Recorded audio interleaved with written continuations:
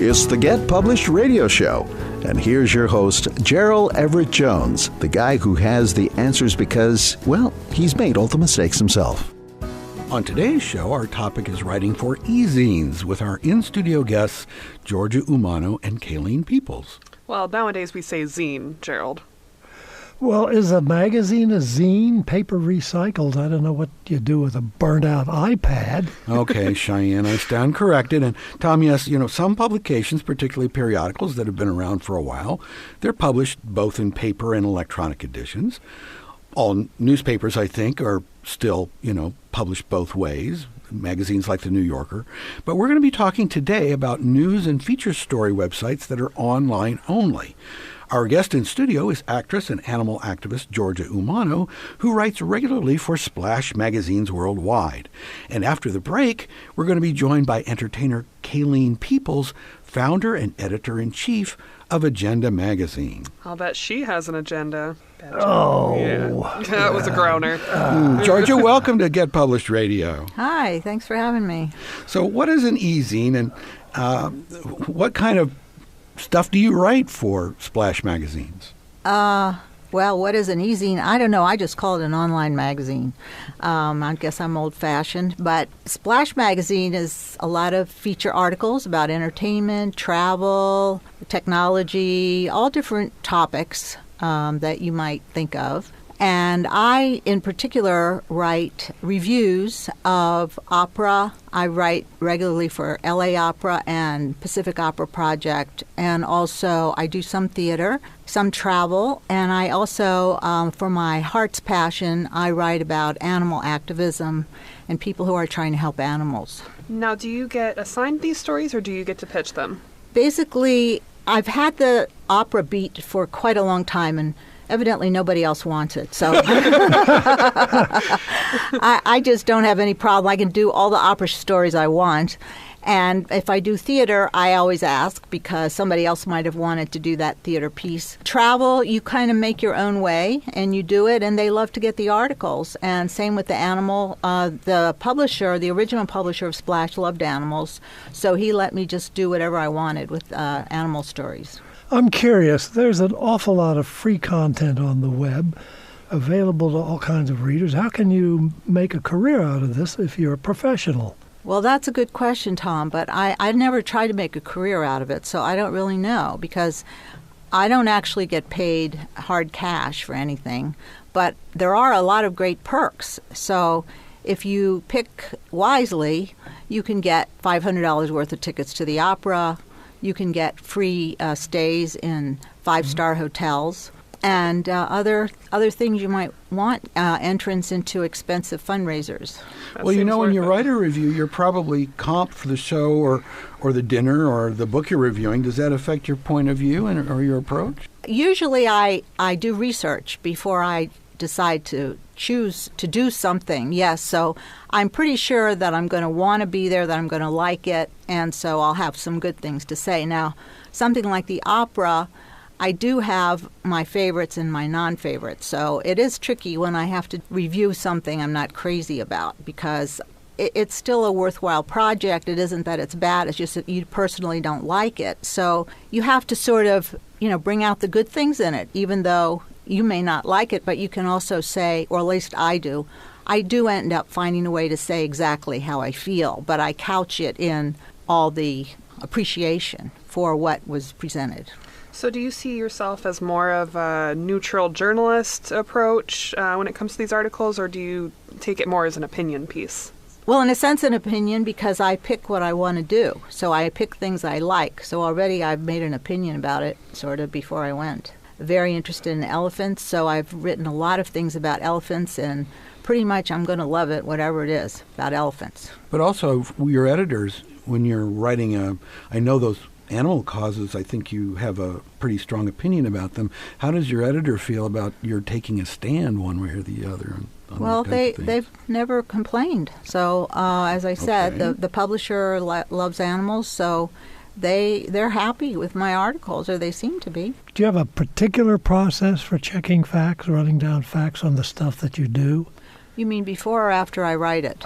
Well, before you write I mean, it, before I choose to write it, or you mean as I'm writing it? Well, I would assume that as you're writing it and you're a little unclear about something, then you have to do bit of stuff. But before you write it, sort of get your ducks in the row as to because of what you're going to say and what is an interesting as opposed to a not interesting fact. Well, I mean, it depends on what it is. For instance, if I'm traveling, I'll do research on places I might want to stay, even if I had to pay for them, and then I would pick those places. And so the things that I like about a place, the location, things like that.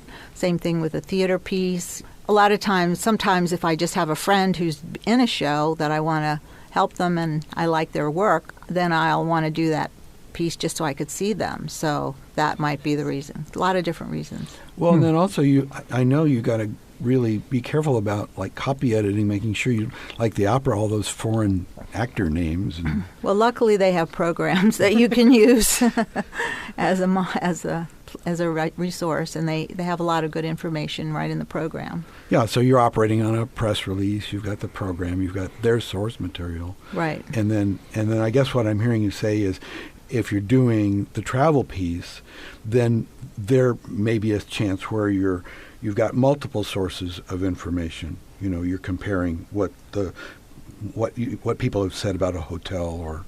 Well, it's like, where do I want to go? Where do I want to travel to? Then, you know, what kind of place do I want to stay in, and what are the amenities? And so, I just go with that.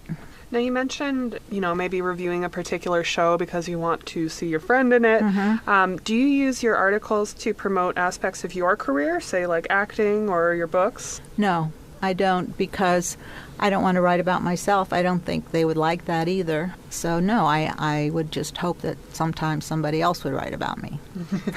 Well, how about cross-posting? I mean, do you get involved with Facebook, Twitter? Well, I put my articles on Facebook. About it, I guess. So you're letting your friends and family and fans know that an article was released, right? Hopefully, if they look at Facebook. And like and love and, all like that. Hopefully none of those, other emoticons that. The angry and the sad. And I just want to say it can really enhance your life, even if it's not your career, because it helps you to do things that you want to do, that it might be expensive and that you might not be sure you want to spend that much money. But actually, when you write about it, for instance, the opera, it makes you appreciate it more because you have to think more deeply about it instead of just enjoying it. It's just a great experience. That's a great perspective on it. Thank you for being with us this morning, Georgia. You're welcome. Get Published Radio will be right back after this message.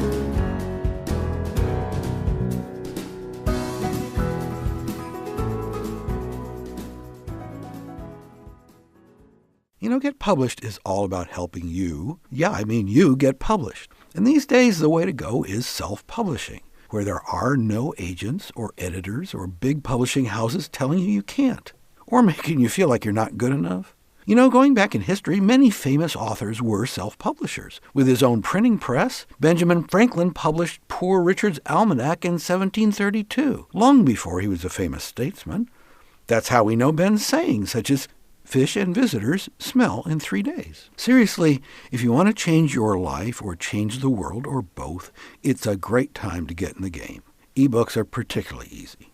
With a click, you can reach a worldwide audience. Did you know that there are more people in China who read English than those of us who use the language in all the rest of the world? So if you've got a story to tell, write that memoir or that novel that's been percolating in your head.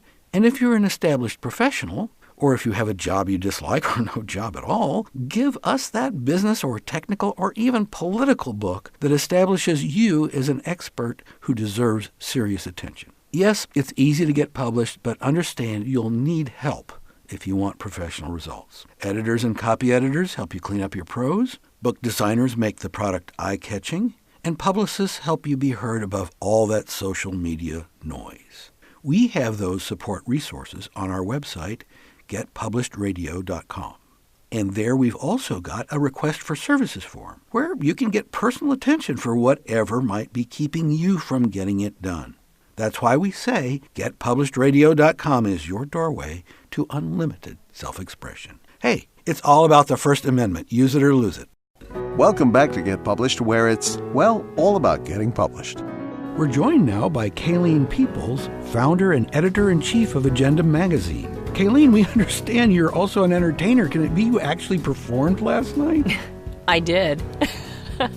Well, you're looking bright-eyed this morning, so we're very happy to have you. Thank you. So, Kaylene, tell us, what is Agenda Magazine all about? Agenda Magazine is a fashion and lifestyle online, and now we're in print. We started off online, of course. Initially, the term was online magazine and morphed into Ezine. But it's basically a magazine that's online, just like something you would flip through as a, so it's not like a blog or anything. But we cover, obviously, fashion. We've done all of the New York fashion, some LA fashion, and then international. Last year we did all over the world fashion, from Istanbul to Russia to Indonesia. And we also do bestseller book reviews and music, and it's just like almost like a Vogue meets Vanity Fair. So like a high fashion lifestyle type. Exactly, yeah. Love it.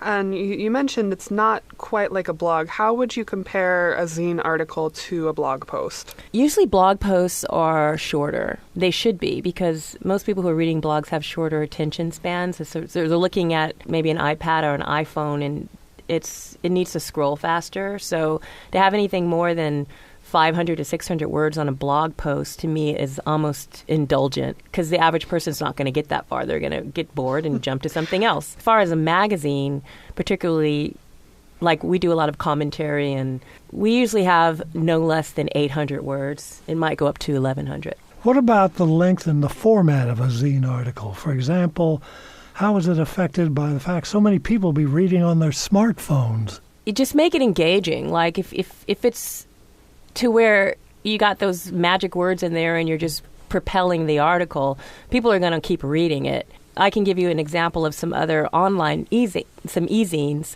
that the content starts off good, and even the title is amazing, but once you get into the article, it kind of gets a little bit dry.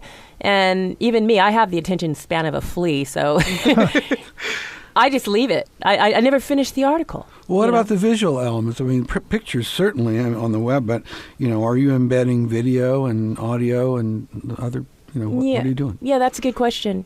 That's a very good question. Pictures are very critical. I use high-end photos. I use Getty images. I use beautifully art-directed stock photos if I need to, or if we're doing a one-on-one with someone, we usually use their PR photos but the photos have to be dynamic and they have to be engaging just as much as the content. Now, we're in a rather interesting political climate currently. Does your zine take any sort of specific viewpoint, or do you guys try to stay pretty neutral and out of that? That's a really good question. Our annual print issue that we put out last year, I actually did a big article on Hillary Clinton, because I was being a female and female-oriented magazine. It would be nice to have a woman president, so we profiled her. But since then, I took the red pill of truth in April of last year, and I just started Agenda Bloggers, which is a part of the blog section in the magazine, and I do have these people who have their formats and their things that they're passionate about. And I do have a political blogger, and he tends to blog about whatever he wants. But that's the disclaimer: is it's an opinion. It's an opinion. Yeah. It's his thing. But no, I've decided to stay far away from politics after what happened this year. Yeah. Yeah. Fair. That's fair. As an editor, do you tell your writers what to write? Do you tell them what approach to take? Do they push back? Do they resent it if you get into that kind of thing? Yes. In response to your question, there are times when I do have to tell them what to write, especially if they're profiling a celebrity, because you're dealing with a PR firm and you have to be sure that everyone's happy. Wow. Yeah, so that's touchy. Yeah, so whenever you're doing Q&As and things like that, like I have a relatively new writer who's sort of still in training, and she's got great content, though, and I've had to show her, listen, keep the opinion out of the Q&A. Don't even put it in there. Just do the Q&A. If you want to do some research and find out a little bit about them to give you an introduction paragraph, do not put an opinion. Because as long as I've been doing this, I learned in the first year, don't keep it out, because the actor or the celebrity is not going to be happy. Their publicist is not going to be happy. And other than that, no, just do your research. make sure that you're fact-checking, and whatever you want to talk about, it's fine, but research is key. Yeah, that's, I think, something we see so often nowadays, whether it's, broadcast media or written media. It's so polarized. People want to write opinion pieces where they don't belong. And so I think it's great that you're telling your writers keep it neutral, especially when you're profiling something that can be as touchy as a celebrity. Yeah. you got to make sure you stay on track. You might know the trigger question. It might be an objective question, but you might also suspect that particular question lights that celebrity up. Mm-hmm. Now, if they're going to respond with something that's really newsworthy, that really sizzles, I mean, that's on them if they're the ones saying. I mean, that's kind of Cheyenne, I think you'd agree with me. Oh yeah. Journalism 101. It's all about how you phrase it. If you can kind of like back them into that corner, you may end up with that newsworthy. I don't think you ever want to back someone into a corner. It depends upon who it is. Yeah. So, I mean, you guys deal with a lot of facts. What's kind of your process for fact checking? Okay. Frankly, Wikipedia is not a good place because anyone can edit Wikipedia, and there are so many resources online if you don't want to go to the library, if you don't want to open a book. Bottom line, just cross-check. So in other words, if you can only find something in Wikipedia, then maybe Google some section and see if anything else comes up on that. Maybe go to the person's website if they have one. Just make sure that you've got more than one reference of something. Everyone uses Wikipedia. The bloggers use Wikipedia, but anyone can edit that. That's the problem. So you don't really know that you're really getting. Now, Kaylene, we're running to the end of the segment, but I do want to be able to ask, what about the Agenda Foundation? What's that all about?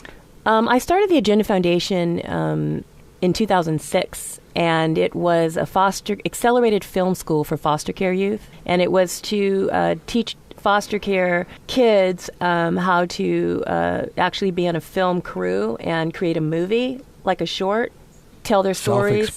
Self-expression, and then also give jobs to those that were aging out of the foster care system. Well, and our show is all about the First Amendment and the ease of getting published, pressing that button. The bad news is there are no gatekeepers out there. That is the good news also. Yeah. So we're just thrilled to have you on the show, and we're glad with all the contribution you're making, especially in that area. Thank you so much. Thank you so much. It was fun being here. Get Published Radio will be right back after this message.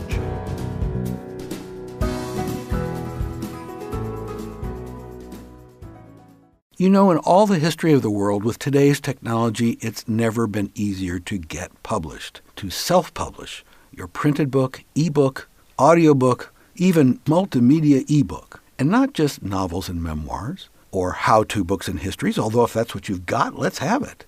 But also poetry, spoken word, graphic novel, cartoons, children's picture book, interactive video, games, virtual reality, and imaginative mashups of all this stuff. Get into the game.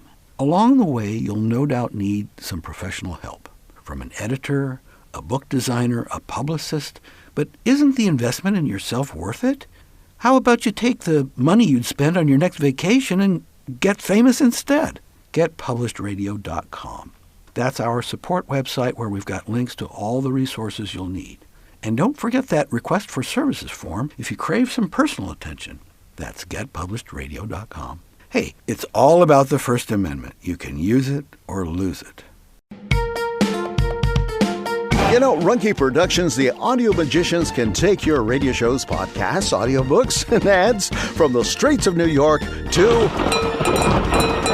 the outer reaches of the galaxy. I think we need more echo at the end of that. Look, visit us at runkeeproductions.com. I still think we need more cowbell. Welcome back to Get Published Radio.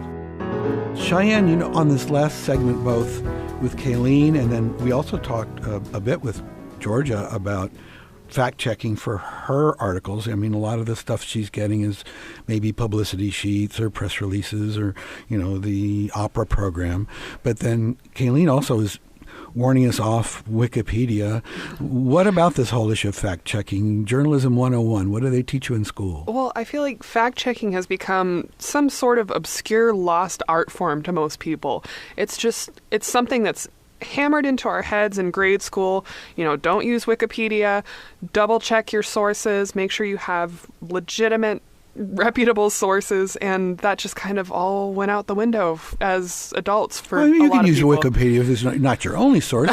But it's a good jumping off point. But you need to corroborate. It will also have those footnotes, with the hyperlinks to the sources. So you want to check all of those and make sure that they agree. Yes, the biggest thing for me is just cross-checking. If you read something on a site you've never heard of and you haven't seen that news anywhere else, that merits some investigation. Don't just go posting that saying it's fact. My question for Tom would be, as the sci-fi writer, they often say truth is stranger than fiction, and often if you're adapting something from reality, and given that you're writing fiction, but you're adapting something from history, and the problem that the fiction writer finds is that sometimes that truth just isn't plausible.